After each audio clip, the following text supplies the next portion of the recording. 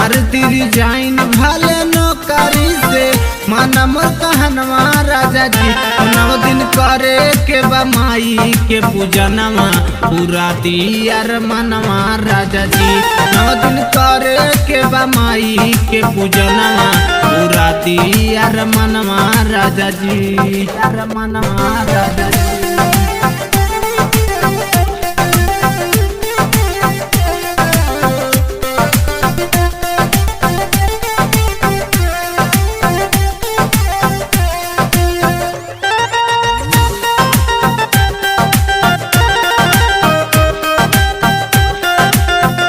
आज ले न दर्शन करौनी कौनो धाम के कहेला फिकीर खाली रहुआ अपना काम के।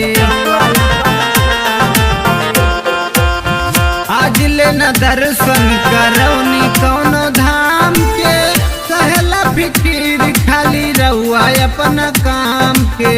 कहता नि घरे सैया आवे पड़ी चली न बहनवा राजा जी।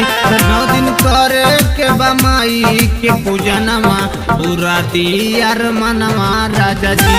9 दिन करे के बा माई के पूजनवा पूरा दियार मनवा राजा जी। यार मनवा राजा जी।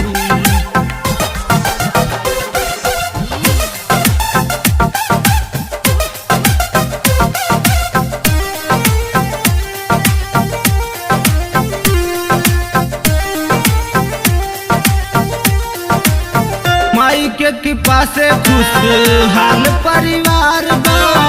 माई के महिमा जग में अगम अपार बा।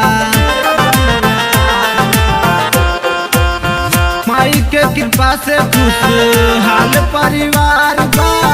माई के महिमा जग में अगम अपार बा। पिया गंगा राम शक्ति सूर्या पूजे माई के चरणवा राजा जी। 9 दिन करे के बा माई के पूजनवा पूरा दियार मनवा राजा जी। 9 दिन करे के बा माई के पूजनवा पूरा दियार मनवा राजा जी। मार दिरी जाइन भले नौकरी से माना मोर कहनवा राजा जी। मार दिरी जाइन भले नौकरी से माना मोर कहनवा राजा जी। 9 दिन करे के बा माई के पूजनवा पूरा दियार मनवा राजा जी। 9 दिन करे के बा माई के पूजनवा पूरा दियार मनवा राजा जी। यार मनवा राजा जी।